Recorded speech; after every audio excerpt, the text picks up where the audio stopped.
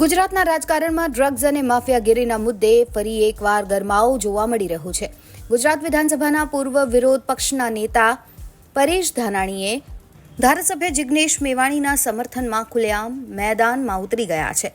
Social media platform x પર એક આક્રમક પોસ્ટ કરીને ધાનાણીએ રાજ્યમાં વ્યાપી રહેલા ડ્રગ્સ માફિયા, વ્યાજખોરી અને મિલકત માફિયાઓના સિન્ડિકેટ સામે અનેક ગંભીર સવાલો કર્યા છે.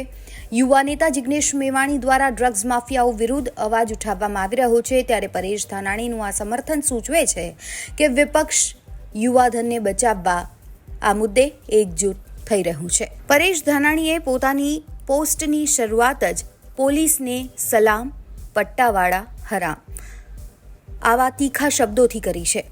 વધુમાં તેમણે લખ્યું છે, મુઠ્ઠીભર બેઈમાનોના ઘર ભરવા માટે લાખો ઈમાનદાર યુવાનોને દારૂ અને ડ્રગ્સના બંધાણી બનાવવાનું ષડયંત્ર હરગિઝ ચલાવી લેવામાં નહીં આવે.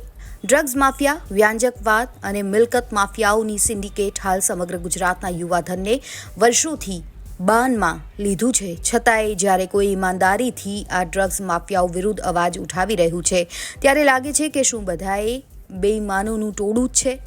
ખુદ માફિયાઓને બચાવવા નીકળ્યું હશે? શું માફિયાઓનો માલ ખાઈને નવી પેઢીને બરબાદ કરવા માટે મોકળું મેદાન મળશે? શું મારું સંસ્કારી ગુજરાત હવે ડ્રગ્સ માફિયાનું પ્રવેશ દ્વાર બનશે?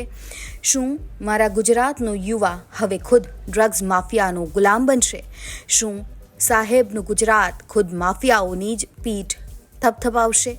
શું સંવિધાનની સોગંદ ખાનારા ખુદ જ સરકારની કઠપૂતળી બની જશે?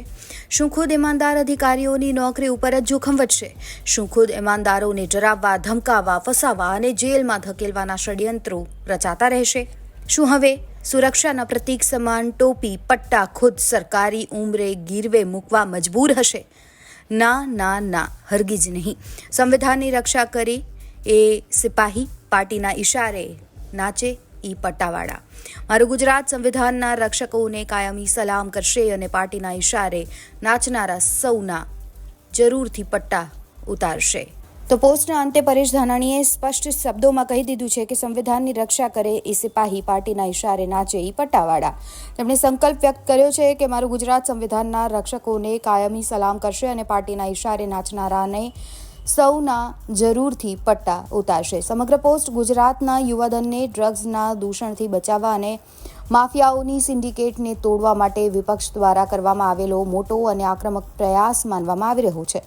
હવે જોવાનું રહે છે કે શાસક પક્ષ અને સરકારી તંત્ર આ ગંભીર આરોપો અને સવાલોનો શું જવાબ આપે છે.